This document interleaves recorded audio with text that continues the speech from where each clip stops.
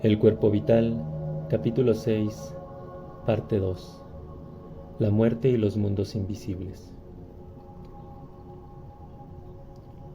Cuando la resistencia del cuerpo vital ha llegado a su límite, se paraliza en la forma descrita cuando consideramos el fenómeno del sueño.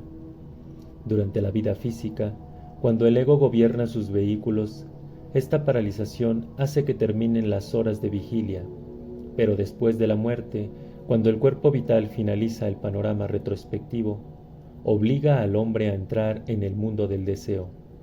El cordón plateado se corta en el sitio donde los dos seis se unen, y la misma división se efectúa que durante el sueño, pero con esta diferencia importante, que aunque el cuerpo vital vuelve hacia el cuerpo denso, ya no lo interpenetrará más, sino que simplemente flotará sobre él.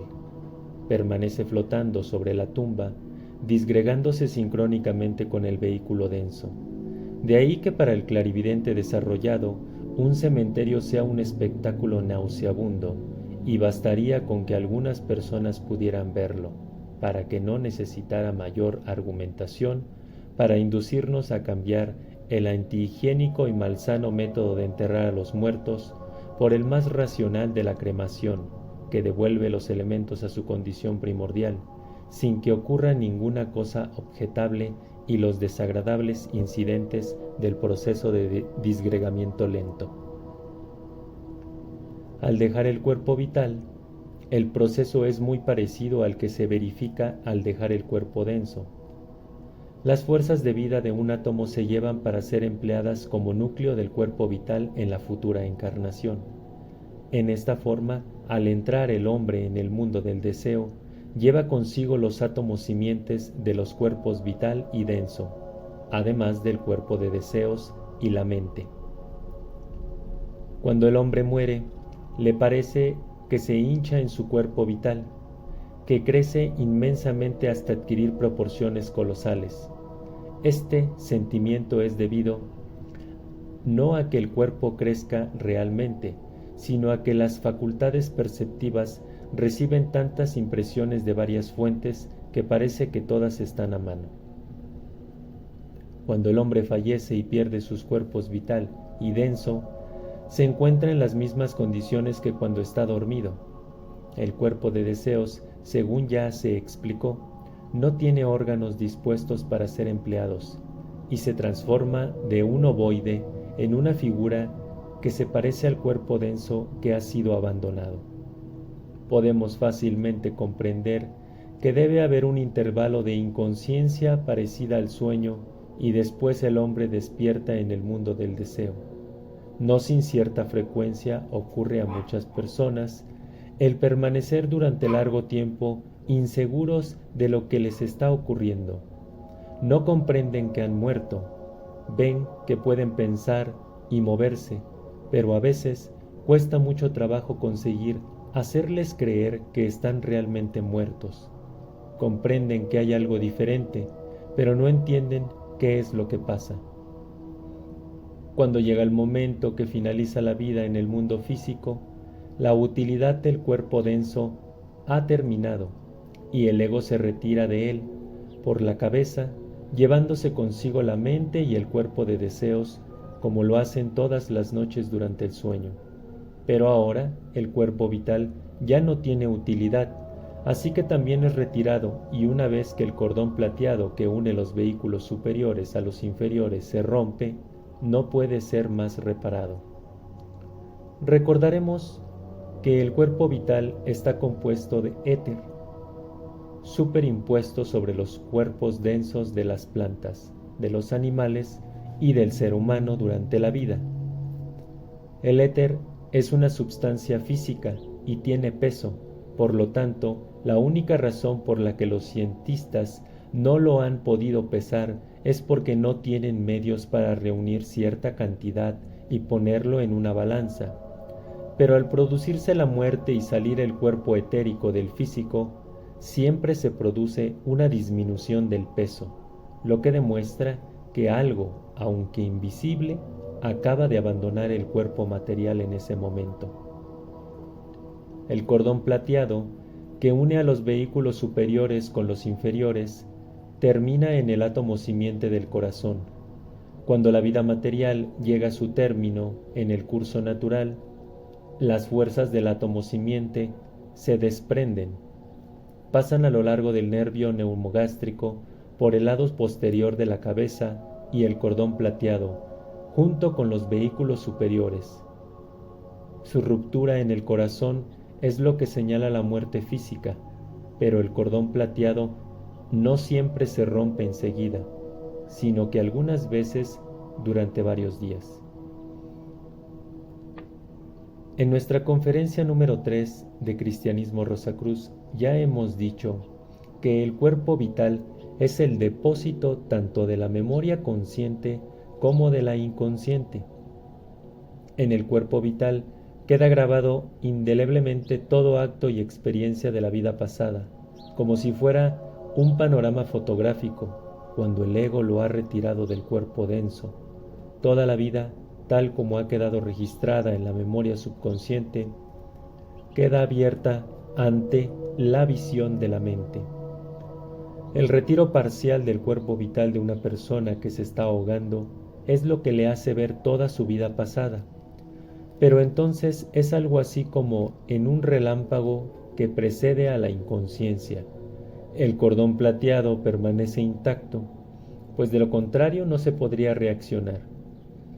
En el caso de un espíritu que pasa al más allá, el movimiento es más lento. El hombre permanece como espectador, mientras los cuadros se suceden unos a otros retrospectivamente, desde la muerte al nacimiento, de tal manera que primero contempla los acontecimientos inmediatamente anteriores a la muerte, retrocediendo a sus años de madurez, juventud, niñez, infancia, hasta terminar con el nacimiento. El hombre en esos momentos no tiene ninguna sensación con respecto a los mismos, pues el objeto es que se grabe bien el panorama en el cuerpo de deseos, que es la sede de la sensación, y de esa impresión surgirán los sentimientos cuando el ego penetre en el mundo del deseo. Aunque debemos hacer notar que la intensidad de esos sentimientos depende de cuánto tiempo se haya empleado en el proceso de su grabación y de la atención que ha prestado el hombre a ello, si se le ha dejado tranquilo durante un largo periodo, se producirá una grabación muy nítida en el cuerpo de deseos.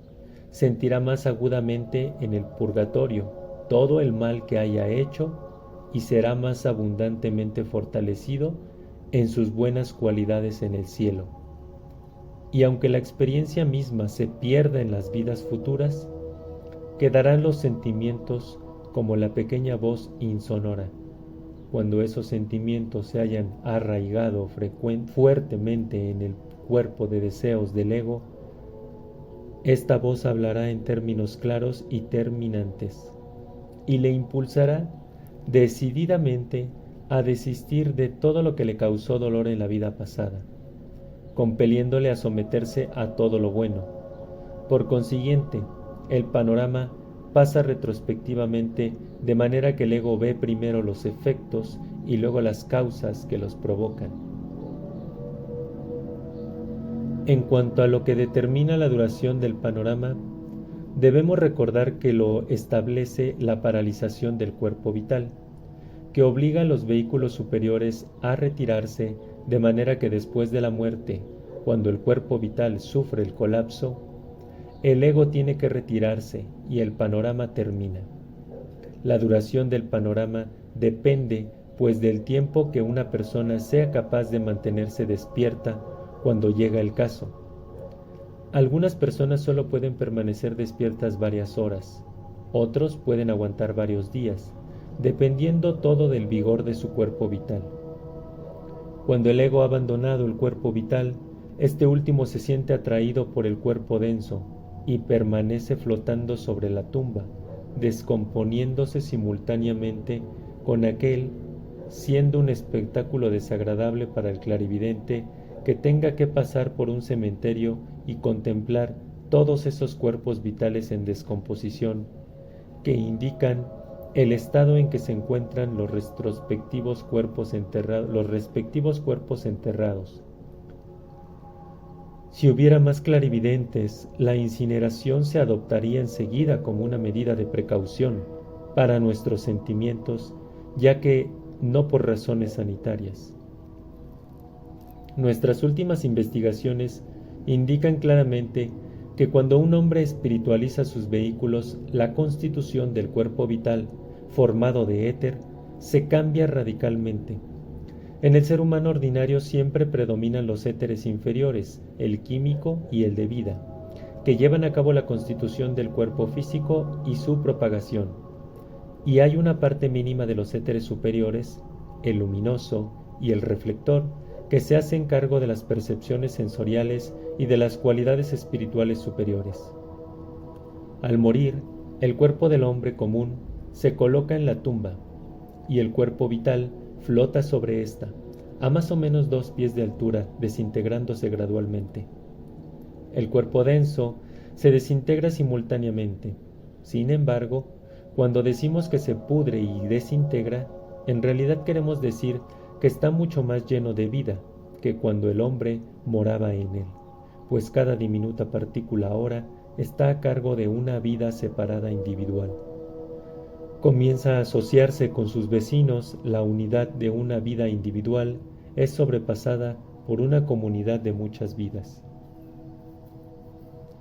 De ahí que digamos de los cuerpos que se pudren y desintegran, que están llenos de vida por los gusanos. Mientras más sólido y grosero sea el vehículo denso, más tiempo se requiere para su desintegración, porque el cuerpo vital flotando encima tiene un poder magnético que domina a las moléculas del cuerpo denso. Los 2 éteres superiores vibran a un ritmo mucho más acelerado que los inferiores, y cuando un hombre promedio de pensamientos espirituales ha acumulado en torno suyo un gran volumen de este éter que viene a formar su cuerpo vital, entonces las vibraciones del cuerpo denso también se aceleran. En consecuencia, cuando el hombre deja su cuerpo al morir, queda muy poco o nada del cuerpo vital inferior para dominar a las moléculas del cuerpo físico. Por lo tanto, la desintegración es muy rápida, pero esto es difícil de comprobar, porque son muy escasos los seres humanos suficientemente desarrollados espiritualmente para que se note la diferencia. Recordaremos que en la Biblia se dice que ciertas personas fueron trasladadas y se dice también del cuerpo de Moisés que era tan vibrante que brilló y que no se encontró luego. En realidad fueron casos de desintegración cuando el cuerpo retornaba a sus elementos. Lo que sucedió también con el cuerpo de Cristo fue sepultado. Su desintegración tuvo lugar casi instantáneamente. Sin embargo, mientras el arquetipo del cuerpo físico perdura, está siempre tratando de atraerse materiales físicos, materiales que luego moldea de acuerdo a la forma del cuerpo vital. Por lo tanto, resulta difícil al auxiliar invisible que deja su cuerpo físico quedarse en el espacio sin materializarse. En el momento que su voluntad de alejar de sí mismo toda substancia física se aminora un poco, materiales de la atmósfera que lo rodea se adhieren a él como limaduras de hierro a un magneto. Entonces, él se hace visible y tangible en la medida que lo desee. Asimismo, está en condiciones de desempeñarse en trabajos físicos cuando y donde sean necesarios. No importa si él se encuentra a miles de kilómetros de distancia de su cuerpo. Por otro lado, lo que realmente trae la muerte es el colapso del arquetipo del cuerpo denso. Asimismo, los espíritus que se han ido de esta vida terrestre pueden solo materializarse con la ayuda de un medio, del cual extraen su cuerpo vital viviente. Se envuelve en él y así atraen las sustancias físicas que son necesarias para hacerse visibles a los presentes. Durante la vida y en el estado de vigilia, los vehículos del ego están unidos concéntricos, pero al morir, el ego envuelto por la mente y el cuerpo de deseos sale del cuerpo denso, y como las funciones vitales han terminado también, el cuerpo vital se retira del cuerpo denso, dejándolo inanimado sobre el lecho. Un diminuto átomo se recoge del corazón y el resto del cuerpo se desintegra poco a poco. Pero en estos momentos hay un proceso muy importante que se desarrolla, y los que atienden al espíritu moribundo deben empeñarse que reine la más absoluta tranquilidad en este cuarto y en toda la casa, pues los cuadros de toda la vida pasada que habían sido registrados en el cuerpo vital pasan ahora ante la vista interna del espíritu en una lenta procesión en orden inverso, de la muerte al nacimiento. Este panorama puede durar de algunas horas a 3 días y medio. El tiempo depende del vigor del cuerpo vital, que determina cuántas horas un hombre puede mantenerse despierto. En casos de gran necesidad, algunas personas pueden trabajar 50, 60 y 70 horas antes de que caigan exhaustas, mientras que otras no son capaces de mantenerse despiertas más de algunas horas. Es importante pues que la casa esté tranquila durante los 3 días y medio después de la muerte, por las razones siguientes. Durante el periodo, el panorama de la vida pasada se graba en el cuerpo de deseos, el cual será su vehículo mientras permanezca en el purgatorio y el primer cielo, donde se recoge respectivamente el mal y el bien que se han sembrado, de acuerdo a cómo se obró en el cuerpo físico. Cuando la vida del individuo ha sido muy incidentada, plena de acontecimientos, y su cuerpo vital es fuerte, entonces esta grabación dura más tiempo que cuando el cuerpo vital es débil. Pero durante todo el proceso el cuerpo denso está conectado con los vehículos superiores por el cordón plateado, y si se lastima el cuerpo denso, el espíritu lo siente en cierta medida y por lo tanto percibe si está siendo embalsamado, los exámenes post-mortem y la cremación. De ahí que se debe evitar la incineración durante los 3 días y medio después de la muerte, pues recién cuando el panorama se ha grabado en el cuerpo de deseos, se rompe el cordón plateado y el cuerpo vital vuelve al cuerpo denso, no existiendo entonces ninguna conexión con el espíritu, libre ahora para proseguir con su vida superior. Cuando se entierra el vehículo físico, el cuerpo vital se desintegra lentamente, al mismo tiempo que el denso, así que, por ejemplo, si un brazo se ha desintegrado en la tumba, el brazo etérico del cuerpo vital que flota sobre la sepultura también se resume, y así sucesivamente hasta que todos los vestigios del cuerpo han desaparecido.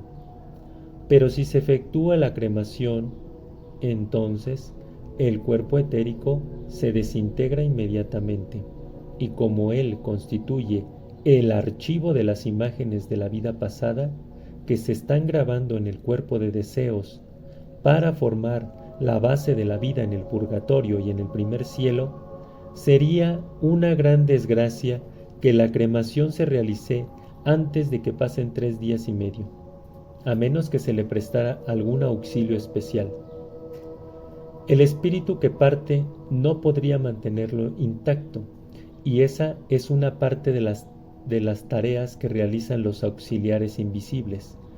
Algunas veces son ayudados por los espíritus de la naturaleza y otras por las jerarquías creadoras que dirigen a la humanidad.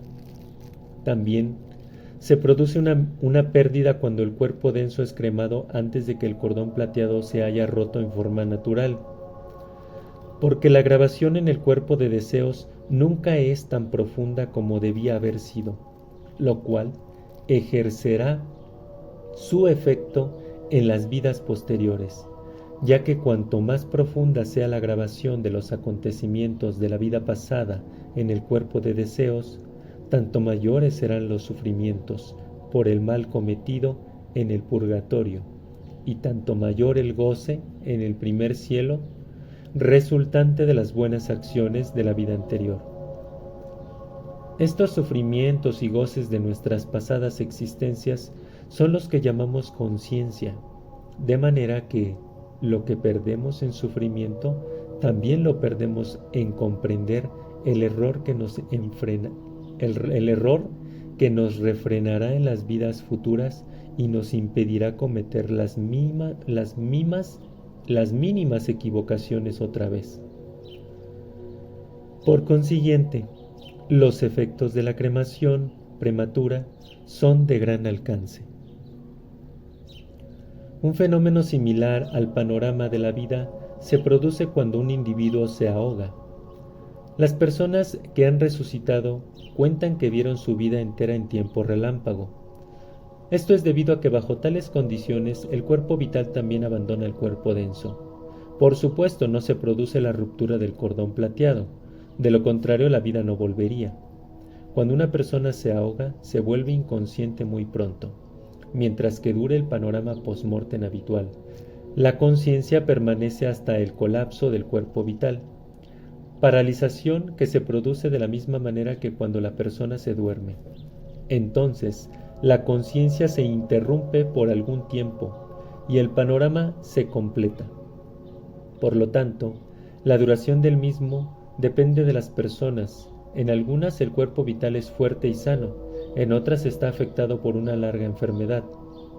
Más tiempo dura el panorama y más tranquilo y sosegado es el ambiente, más profundamente será la grabación en el cuerpo de deseos. Como ya lo hemos dicho, una grabación nítida es muy importante y sus consecuencias son muy grandes, pues entonces los sufrimientos del espíritu en el purgatorio serán más agudos por el mal que ha hecho y por sus malos hábitos, que si la impresión fuera débil, y entonces la aún débil voz de la conciencia le advertirá con más insistencia para prevenirlo contra los errores que le causaron sufrimientos en el pasado. Nunca desde que el mundo existe hubo tantas penas en el universo como hay actualmente. 1914. Y además no debemos olvidarnos que nos estamos preparando muchos sufrimientos futuros, pues como ya lo hemos explicado en la literatura Rosacruz, resulta imposible a todos cuya vida ha sido tan súbitamente arrancada y destrozada el examinar su vida pasada y por lo tanto la grabación del panorama no se produce debidamente. En consecuencia, esos egos no cosecharán el fruto de sus existencias actuales de una manera adecuada en el purgatorio y en el primer cielo. Reencarnarán y volverán a la tierra algún día, pero sin la experiencia de su vida anterior. Será entonces necesario, para que recuperen lo perdido, que mueran durante la infancia, para que se les impregne el nuevo cuerpo de deseos y el vital, con la esencia de su vida actual. Hemos visto que cuando el ego ha finalizado su día en la escuela de la vida, la fuerza centrífuga de repulsión lo desprende del cuerpo denso al morir, y más tarde del cuerpo vital, que es el próximo inmediato. Después, en el purgatorio, la materia de deseos más densa acumulada por el ego, como revestimiento de sus deseos inferiores, queda purificada por esa fuerza centrífuga. En las regiones superiores, únicamente la fuerza de atracción es la que reina, conservando el bien mediante la acción centrífuga, que tiende a atraer lo de la periferia al centro.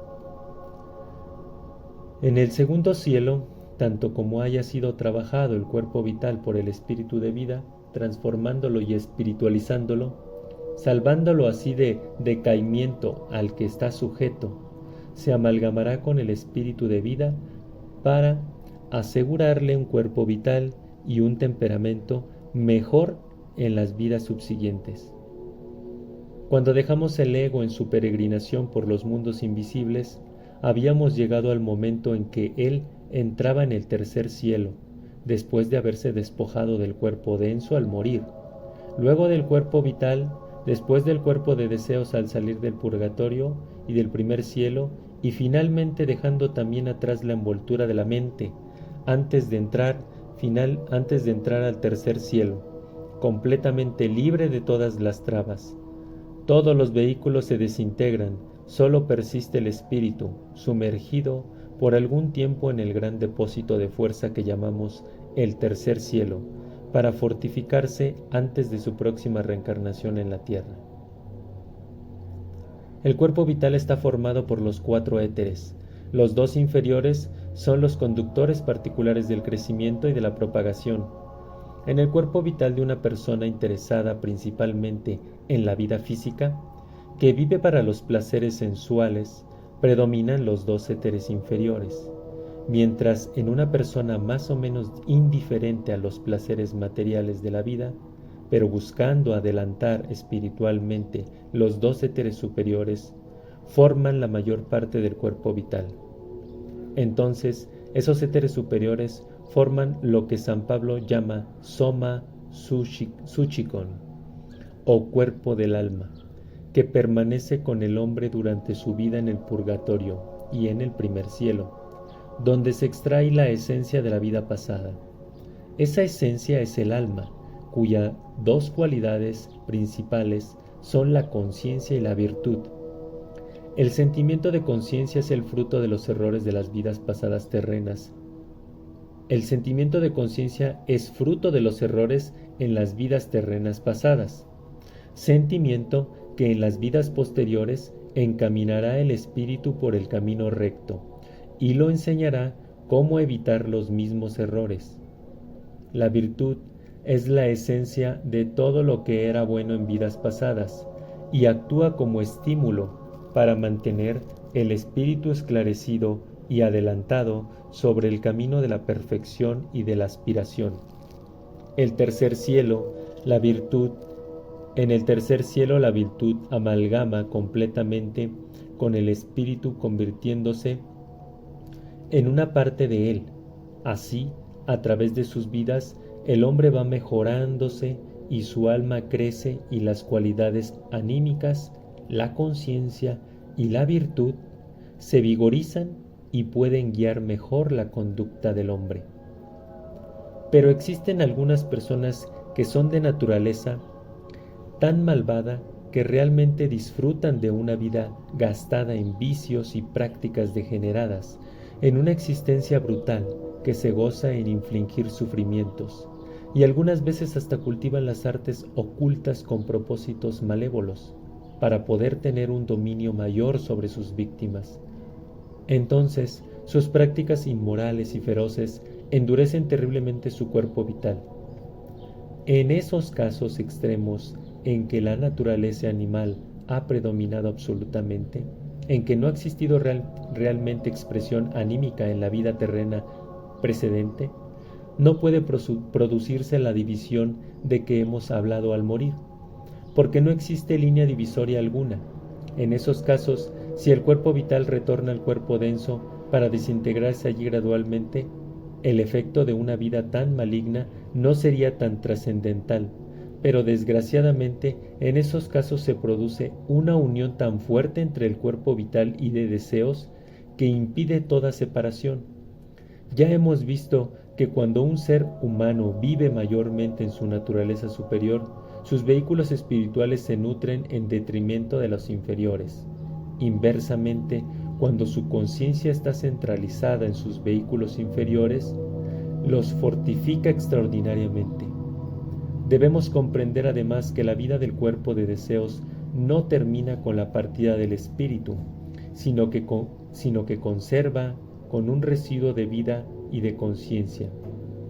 El cuerpo vital también puede sentir las cosas en pequeña medida, durante unos cuantos días después de la muerte en casos ordinarios, y de ahí el sufrimiento que causa el embalsamar, las autopsias, etc., que se hagan inmediatamente después del fallecimiento.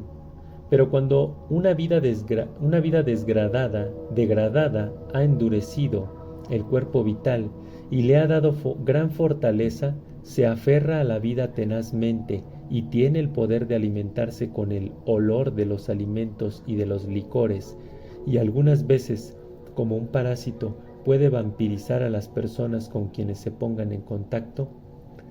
Esos seres son, por lo tanto, una de las más grandes amenazas a la sociedad que pueden imaginarse.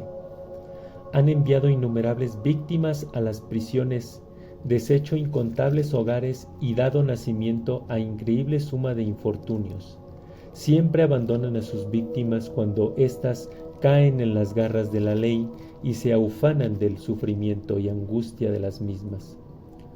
Todo lo cual forma parte de sus planes malvados. Hay también otras clases de esos seres, a quienes les encanta en las sesiones espiritistas hacerse pasar por ángeles. También obtienen sus víctimas allí, quienes enseñan prácticas inmorales, los llamados poltergeist, que suelen romper platos, volcar mesas, hacer caer sombreros sobre las caras del público entusiasta y otros trucos. Pertenecen también a esa clase la densidad y la robustez de sus cuerpos vitales les permite manifestarse físicamente con más facilidad que en el caso de los seres que ya han pasado a otro nivel, es decir, al mundo del deseo.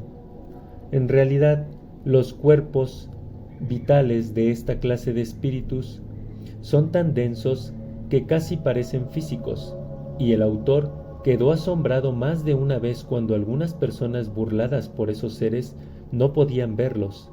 Al descubrirlos, una mirada a sus caras malignas y a sus muecas bastaría para disipar la ilusión de que son ángeles. Donde quiera que muera una persona cuyo corazón esté lleno de malicia y odio, se produce el entretejimiento de los cuerpos de deseos y vital, lo que la convierte en una seria amenaza para la sociedad, más grande de lo que podría imaginarse sin haber investigado el asunto.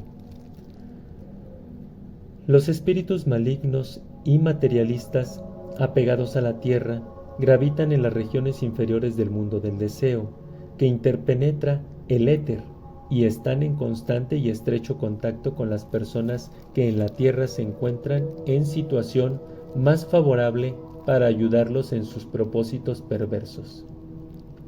Generalmente permanecen en ese estado de adherencia terrena durante 50, 60 o 70 años, pero hay casos extremos en que han podido permanecer así durante siglos enteros.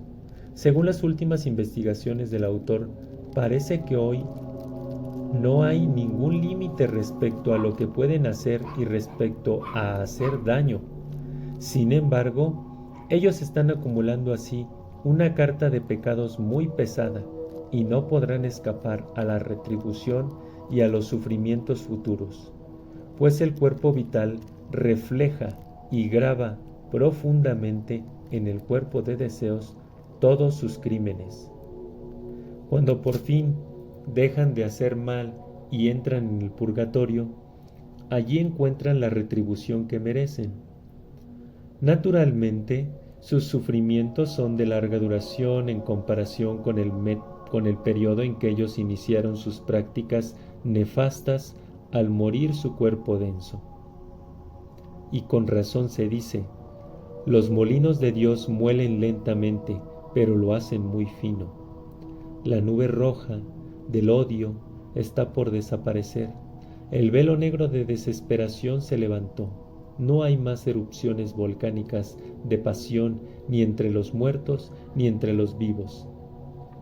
Pero de acuerdo a lo que el autor pudo percibir respecto al futuro en el aura de las naciones, existe una firme decisión de jugar la partida hasta el fin. Aún en las casas donde la muerte arrebató a muchos miembros, se ve la misma voluntad. Se extraña muchísimo a los muertos, pero no existe odio al enemigo terreno. Este sentimiento es compartido por los amigos en el más allá, y muchos desgarran el velo, pues la intensidad de su sentimiento, de su anhelo de ver a los que se han ido, está despertando a los muertos. El poder de manifestarse atrayendo cierta cantidad de éter y de gas, que frecuentemente se toma del cuerpo vital de un amigo sensitivo, igual como los espíritus materializadores se sirven de un médium en trance. Así ojos cegados por lágrimas son frecuentemente abiertos por un corazón afligido, y ocurre que pueden ver cara a cara a seres queridos que se encuentran en los mundos invisibles. Tal es el método de la naturaleza para cultivar el sexto sentido, sentido que permitirá eventualmente saber que el hombre es un espíritu inmortal y que la continuidad de la vida es un hecho en la naturaleza. Al llegar la muerte, las lágrimas que se vierten ayudan a disolver el velo que esconde el mundo invisible de nuestra mirada angustiosa.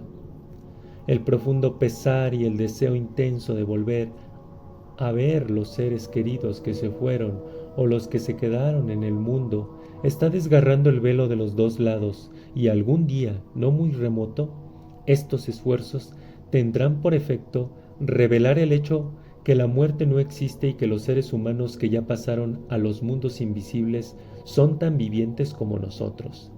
La intensidad de las lágrimas, el dolor y el deseo de verlos no es siempre igual en todos los casos, y por lo tanto las consecuencias son diferentes. Dependen también del cuerpo vital de la persona. Si éste ha sido despertado por actos de altruismo y servicio al prójimo, de acuerdo con al axioma oculto de que todo desarrollo espiritual comienza en el cuerpo vital.